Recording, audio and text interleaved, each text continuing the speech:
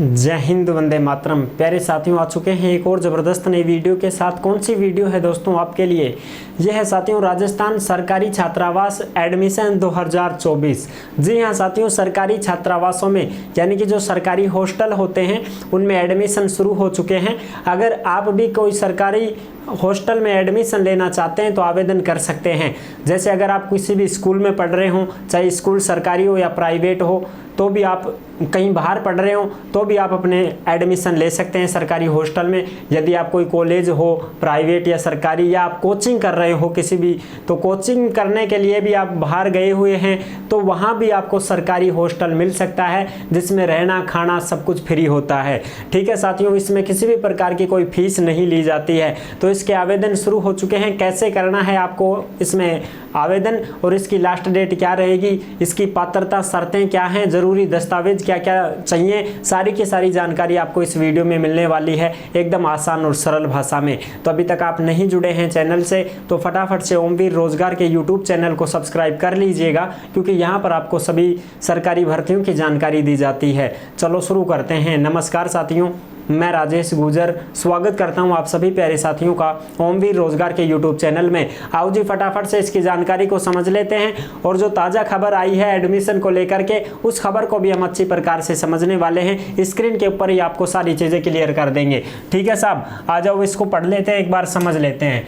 देखो जी, सरकारी hostel admission 2024 Rajasthan सरकारी छात्रावास, जिसमें छात्र और छात्राएं दोनों रह सकते हैं, लड़के और लड़कियां दोनों के लिए यहाँ पर अच्छा खासा यहाँ पर मौका है। स्कूल में पढ़ते हो या किसी कॉलेज में पढ़ते हो या किसी भी कोचिंग में पढ़ते हो, अगर आप रेगुलर आप छात्र हैं छात्राएं हैं तो भी आप इसमें आवेदन कर पाओगे। ठीक है साहब, ऑनलाइन आवेदन शुरू हो चुके हैं। ऑनलाइन आवेदन कैसे करना है वो भी हम आपको बता देंगे, जिसमें रहना खाना सब कुछ फ्री मिलता है। सरकारी जो छात्रावास होते हैं उसमें साथियों रहना खाना सब कुछ फ्री मिलता है। मैं खुद सरकारी छात्रावास में रह चुका हूं। कक्षा 10वीं 11वीं 12वीं मैं पढ़ाई करता था प्राइवेट स्कूल में और मैंने एडमिशन करवाया था सरकारी छात्रावास में। उसका नाम था अंबेडकर छात्रावास। ठीक है साहब, नारायणपुर। तो वहाँ पर मैं जब मेरा एडमिशन हुआ था सरकारी छात्रावास में, तो वहाँ पर मेरे को साबुन भी मिलती थी, तेल भी मिलती थी, ड्रेस भी मिलती थी। एक ड्रेस मिली थी मेरे को सफ़ेद।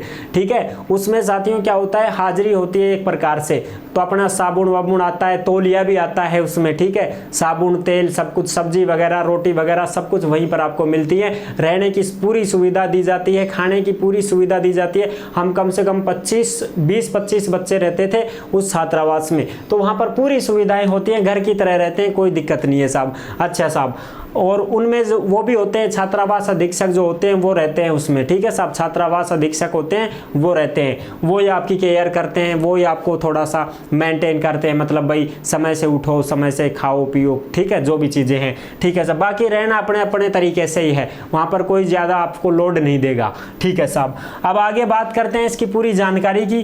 तो देखो भाई, जानकारी में हम इसकी शर्तें वगैरह सारी चीज़ें क्लियर कर लेते हैं। सरकारी छात्रावास 2024। अच्छा, आप देखो भाई, इसमें जो है पात्रता और शर्तें क्या क्या हैं उनको भी हम अच्छी प्रकार से समझेंगे। ऑनलाइन आवेदन SJMS ये पोर्टल है साथियों, इस पोर्टल के माध्यम से आपको ऑनलाइन आवेदन करना है SSOID से। ठीक है साहब, यानी कि आपको ई-मित्र के द्वारा फॉर्म भरना है। ई-मित्र के द्वारा आपको फॉर्म भरना है, SSOID के माध्यम से आप फॉर्म भर पाओगे, कोई दिक्कत नहीं है साहब।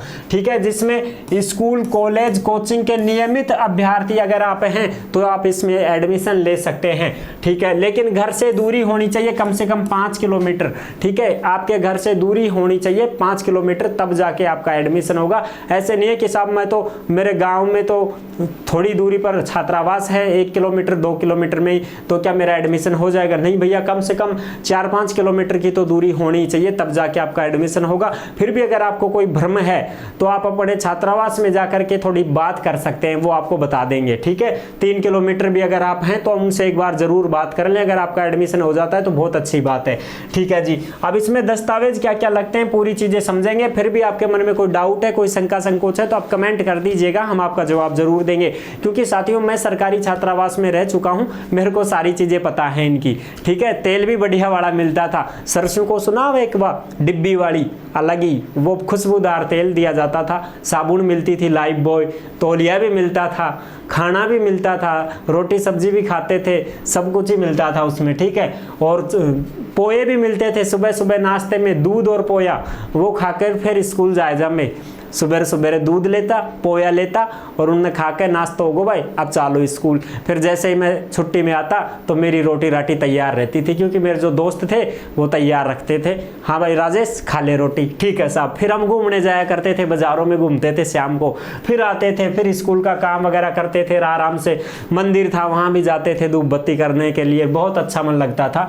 सुविधा आपको 1 साल के लिए ही दी जाती है, फिर आपके अच्छी अगर परसेंटेज और बना लेते हो तो दूसरी साल भी आप रह जाते हो, कोई दिक्कत नहीं है। इसमें राजस्थान का मूल निवासी होना चाहिए, 2 फोटो आपकी होनी चाहिए, और फोटो तो कोई जरूरी नहीं है, एक भी है तो चलेगा।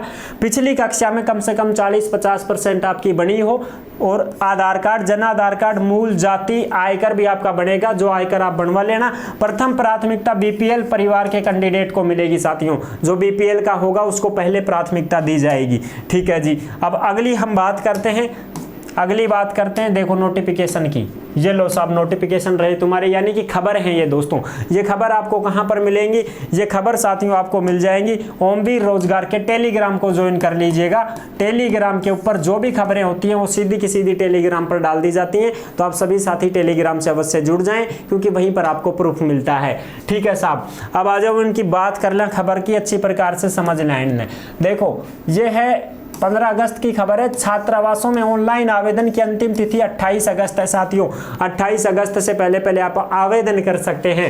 SSOID से आवेदन होगा, SJMS पोर्टल है, SJMS, इस पोर्टल पर आपका आवेदन हो जाएगा। इसमें देखो साथियों, सामाजिक न्याय एवं अधिकारिता विभाग द्वारा राजकीय व अनुदानित छात्रावासों के लिए ऑनलाइन प्रवेश प्रक्रिया चल रही है, जिसकी अंतिम तिथि 28 अगस्त निर्धारित है। प्रवेश प्रक्रिया से संबंधित सामान्य दिशा निर्देशों का विस्तृत विवरण विभाग की आधिकारिक वेबसाइट पर उपलब्ध है।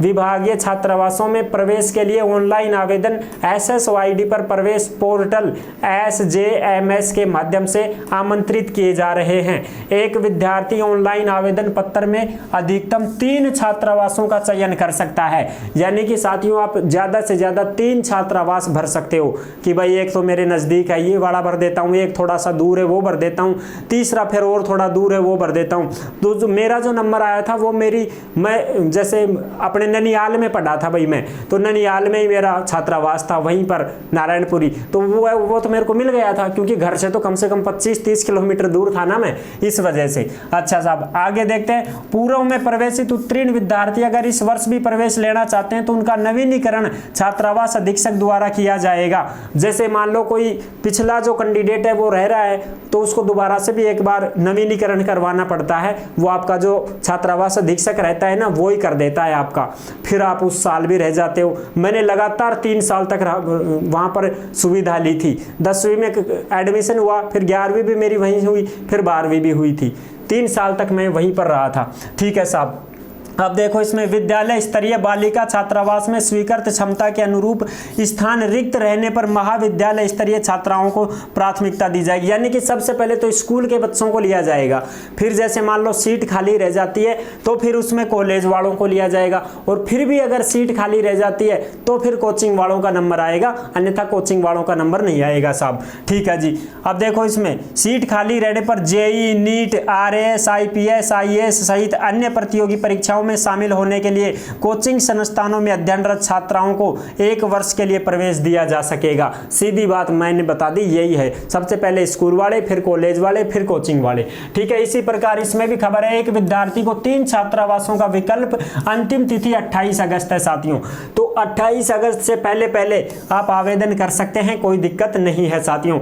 और इसमें 1 वर्ष के लिए अध्ययनरत छात्राओं को 1 वर्ष के लिए प्रवेश दिया जा सकेगा, 1 साल के लिए ही आपको आपको यहाँ पर सुविधा दी जाएगी। उसके बाद में फिर अगली साल के लिए दोबारा से एडमिशन होता है। खाली सीट रहने पर महाविद्यालय स्तरीय छात्राओं को प्राथमिकता मिलेगी। यानी कि अगर सीट खाली रह जाती है ना, स्कूल वाले तो बच्चे आ जाते हैं, एडमिशन हो जाते हैं, लेकिन फिर भी सीट खाली रह जाती है तो जो कॉलेज की जो छात्राएं हैं, लड़कियां हैं, उनको पहले लिया जाएगा। ठीक है साहब, कोचिंग में भी यही हाल है, पहले लड़कियों को प्राथमिकता दी जाएगी, उसके बाद में लड़कों को। ठीक है साहब, तो ये है पूरी जानकारी। आई होप आप अच्छे से समझ गए होंगे। मैंने सारी चीजें आपको क्लियर कर दी हैं। अगर आप भी सरकारी छात्रावास में रहना चाहते हैं तो इसके एडमिशन चालू हो चुके हैं।